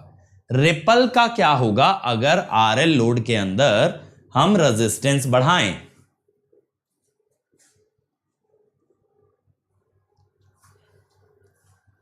बताओ जी क्या होगा? आरएल लोड के अंदर अगर रेजिस्टेंस बढ़ाएं तो उसके अंदर जो रिपल है उसका क्या होगा? जाने दो, 2 पल्स है 1 पल्स है, ये सब जाने दो, क्या होगा? कोई कह रहा है डी, कुमार कह रहे हैं बढ़ेगा, आशुतोष कह रहे हैं ए। देखो क्या होगा, as load resistance increases, tau L by R decreases, so inductor discharges faster and can lead to discontinuous conduction। मतलब हो सकता है अगली साइकिल से पहले डिस्चार्ज हो जाए। अगली साइकिल से पहले अगर डिस्चार्ज हो गया ना तो it will lead to discontinuous conduction. तो आंसर विल बी डी। ये ध्यान रखो, अगर आप चाहते हो ना कि करंट गिरे ना, करंट एकदम कांस्टेंट बना रहे, तो टाउ हाई रखो। टाउ हाई रखने का मतलब है करंट को गिरने में बहुत देर लगती है, तो इससे पहले करंट गिरे, अगर अगली साइकिल स्टार्ट हो गई तो करंट वापस से बनना चालू हो जाएगा। मतलब ऐसा सोचो कि अगर आपके पास जैसे सैलरी आ रही है, अब आपके खर्चे हो रहे हैं, अगर आपका खर्चा इतना स्लो है कि उस आपकी सैलरी खत्म होने से पहले नेक्स्ट सैलरी आ जाती है, तो हो गया अपना काम। तो यही चीज मैं बोल रहा हूं, अगर टाउ हाई होगा ना, डिस्चार्जिंग स्लो होगी। जैसे डिस्चार्जिंग आपके लिए खर्चा है, चार्जिंग आपकी सैलरी है, तो डिस्चार्जिंग आपका खर्चा है। तो डिस्चार्जिंग स्लो अगर कर दो तो इससे पहले वो डिस्चार्ज हो, इससे पहले अगली साइकिल आ जाएगी, तो कंटिन्यूटी बनी रहेगी। लेकिन अगर आपका टाउ छोटा हो गया तो डिसकंटिन्यूअस हो जाएगा। चलो अगला देखो यार, consider a phase controlled converter, the thyristor is fired eight an angle alpha in every positive half cycle. If peak value of instantaneous voltage is 230, the firing angle alpha is close to। Shubham, क्योंकि B option ना completely सही नहीं है। मतलब यहां पे अगर MSQ होता ना, तो MSQ में तो मैं ये बोलता फॉर MSQ, अगर MSQ लिया जाए तो B and D both are correct. लेकिन अगर MCQ होता तो आई वुड से डी, क्योंकि डी पूरी हालत बता रहा है, रिपल तो बढ़ेगा बढ़ेगा, साथ साथ डिसकंटिन्यूअस भी हो सकता है। ठीक है, सिर्फ रिपल नहीं बढ़ेगा, डिसकंटिन्यूअस भी हो सकता है। अगर MSQ होता तो बी और डी दोनों सही था, रिपल भी बढ़ेगा और डिसकंटिन्यूटी के चांस भी होंगे। क्या आ रहा है 135, बहुत ही बढ़िया। अब देखो बच्चों, यहां पे ना ये वाला क्वेश्चन बड़ा अच्छा था यार। पर्सनली ये वाला क्वेश्चन ना गेट का है, मुझे बड़ा अच्छा लगता है यार। कैसे अच्छा लगता है, क्यों अच्छा लगता है, अभी बताता हूं। ठीक है, देखो बंधु, मैं ना आपको ये चीज समझाता हूं। इसने क्या बोला है, इसने बोला है कि peak value of instantaneous voltage, यानी जो आप ग्राफ बनाते हो ना, ग्राफ का पीक कह रहा है 230 है। ठीक है, अब देखो मैं क्या कहता हूं,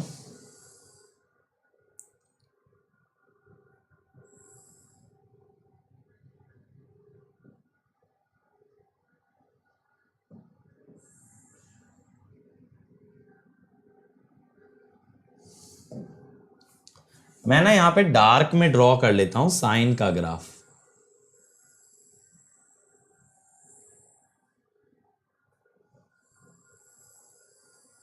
अब मैं ना आपको दो सिनेरियो दिखाता हूं। एक सिनेरियो मेरा ये कहता है कि अल्फा अगर 90 से छोटा हो, अल्फा 90 से छोटा हो तो ऐसे आएगा ग्राफ। ठीक है,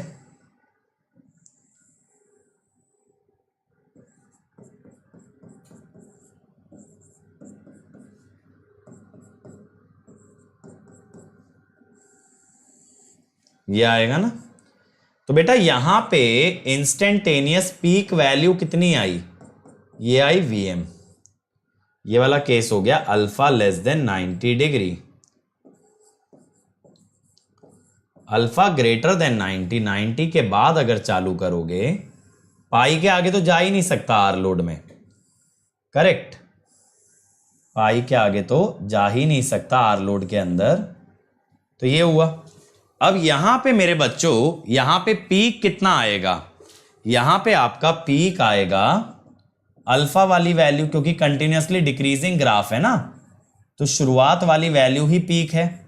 सोच के देखो, अल्फा पे साइन ओमेगा टी कितना देगा, साइन अल्फा, वही आपका मैक्सिमम है, वही आपका मैक्सिमम है। अब यहां पे आप देखो इसने क्या बोला है, मैक्सिमम इज 230, ये आरएमएस दे रखा है। देखो एसी में जब कभी कोई वोल्टेज गिवन हो वो हमेशा आरएमएस होती है। तो मैं कहता हूं अगर अल्फा लेस देन 90 होता तो वी नॉट पीक कितना आना चाहिए था, 230 √2। अल्फा ग्रेटर देन 90 होगा तब कितना आएगा, 230√2 साइन अल्फा। अब भाई 230√2 से तो कम ही है, 230 है, तो इसको 230 किया तो अल्फा की ना दो वैल्यू आ गई, 45 और 135। अब भाई अभी आपने बोला है अल्फा ग्रेटर देन 90, तो ये तो गलत हो गया, तो answer is alpha equal to 135। समझ आया? 90 से छोटा लेते तो पीक आता Vm यानी कि 230√2 आता, और अगर 90 से बड़ा लिया तो Vm साइन अल्फा आया। चलो अगला question, single phase half wave controlled rectifier operates at 120 volt 60 hertz supply, firing angle 60 degree, the average of its output voltage. R load के लिए निकाल दो यार, ये जो है ना ये आरएमएस होता है, एसी में हमेशा जो वैल्यू गिवन है दैट इज आरएमएस, एसी में जो वैल्यू गिवन है दैट इज आरएमएस। बताओ जरा आशुतोष, वीडियो पीछे करो। मैंने बताया ना एक चमत्कार होता है यूट्यूब पे, शायद आप लोगों ने कभी चेक ना किया हो, वीडियो पीछे करने से आप टाइम में वापस चले जाते हो और जो भी घटनाएं घटी हैं उनको एक बार और ध्यान से देख पाते हो। ये चमत्कार यूट्यूब पे हो सकता है, बिल्कुल हो सकता है बच्चों, बस करना है ना, थोड़ा सा चमत्कार करने की देरी है।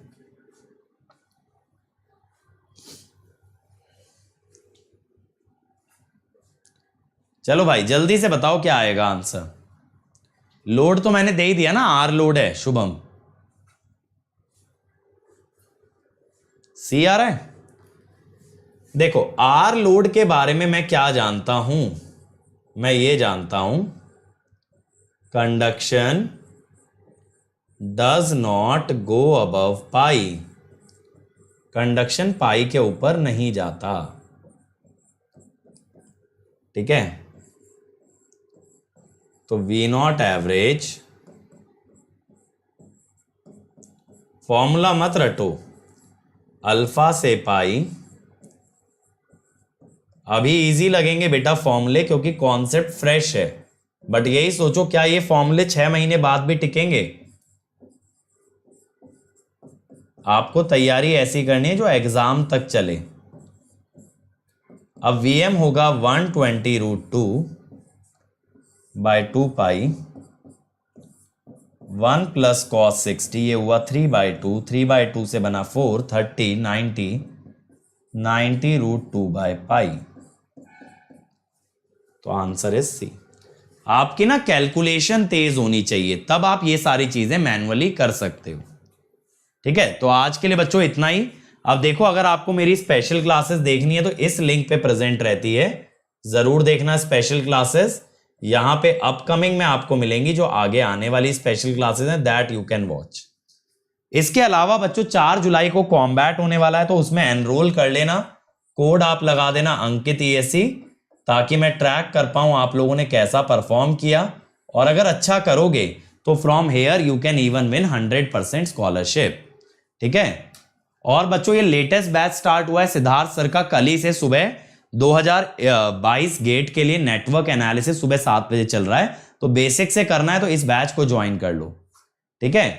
अदर देन दैट मेरा मशीन का कोर्स आने वाला है, प्लस पे मोर देन 160 आवर्स का कंटेंट है, 1000 के आसपास क्वेश्चन कराऊंगा इसके अंदर, आपको कम से कम 8 से 10 टेस्ट मिलेंगे इसके अंदर, और डाउट्स भी सारे के सारे आंसर किए जाएंगे, that is the special features.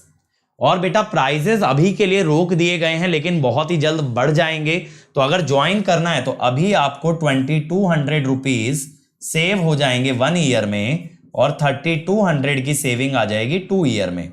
इसीलिए जल्दी से ज्वाइन कर लो, वरना इतना अमाउंट एक्स्ट्रा खर्चा हो जाएगा। और ज्वाइन करते हो तो कोड तो आपको पता है अंकित ESE है, तो अंकित ESE कोड से ज्वाइन करना, ताकि मेरी पर्सनल गाइडेंस भी मिले और साथ साथ बहुत सारे इसके साथ एक्स्ट्रा बेनिफिट्स भी आपको प्रोवाइड किए जाएं। और ये देखो मेरा जो है अनअकैडमी प्रोफाइल है, इसे फॉलो कर लो, यहां पे आप मुझे मैसेज कर सकते हो। अदर देन दैट बेटा ये मेरा टेलीग्राम चैनल है जहां पे कि मैं नोट्स प्रोवाइड करता हूं, और आप लोग हमारे वीडियोस में अगर आपको कुछ भी ऐसा लगता है कि कुछ भी ऐसी चीज है जो नहीं होनी चाहिए थी, then you can report it using the link given in the description, और रिपोर्ट करोगे, अगर सही निकला तो आपको प्राइज भी दिया जाएगा। ठीक है, so thank you everyone. Like share subscribe करना ना भूलना यार, और बेल आइकन जरूर दबा देना ताकि आपको नोटिफिकेशन आते रहें। अब रात को 2 वीडियो आएंगी, 11 बजे लर्न इंजीनियरिंग, 11:30 बजे आएगी मशीन्स की शॉर्ट वीडियो। ये दोनों वीडियो देखना ना भूलें। Thank you.